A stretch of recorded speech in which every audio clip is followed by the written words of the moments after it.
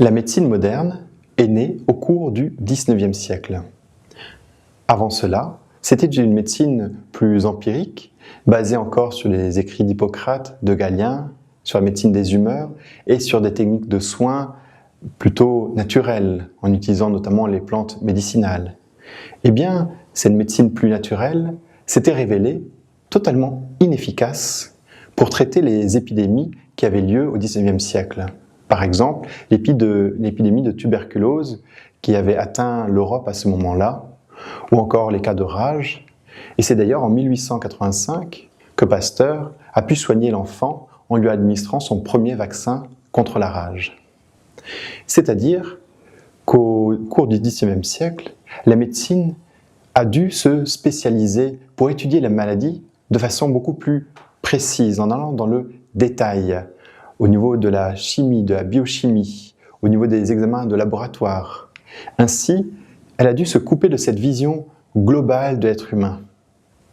Puis, la médecine a dû se couper aussi de la nature environnante, de ce qu'on appelait, au niveau d'Hippocrate, la vis medicatrice naturae. Cette force guérissante de la nature, qui n'était pas suffisante pour traiter les épidémies. Et du coup, la médecine a cherché à synthétiser elle-même des médicaments chimiques qui seraient beaucoup plus concentrés et efficaces. Enfin, la médecine moderne s'est coupée de ses racines, de la sagesse des anciens, parce que cette sagesse n'avait été pas apte à décrire l'être humain de façon aussi détaillée que nécessaire, et la médecine s'est tournée vers l'avenir, vers la science. Mais au début du XXe siècle, les premiers naturopathes sont des gens qui se sont rendus compte que se couper à la fois de cette vision globale de l'être humain, se couper de la force guérissante de la nature et de tout ce qu'elle pouvait nous apporter, se couper des racines de la sagesse des anciens, et bien que cela aurait des conséquences négatives.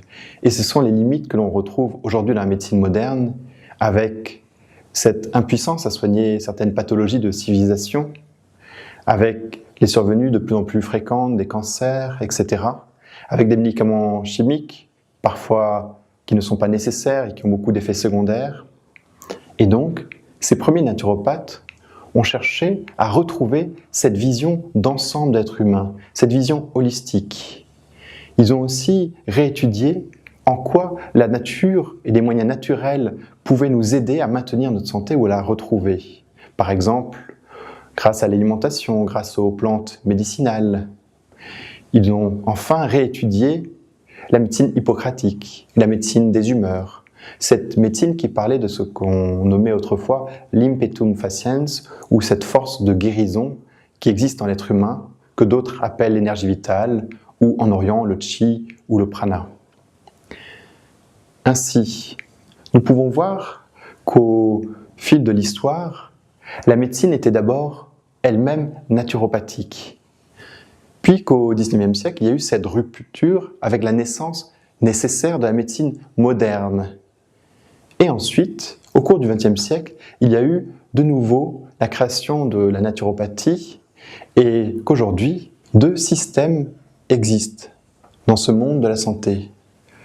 Le principal est la médecine moderne, scientifique, qui a bien sûr la première place et qui s'occupe du diagnostic médical et de l'instauration des traitements médicamenteux.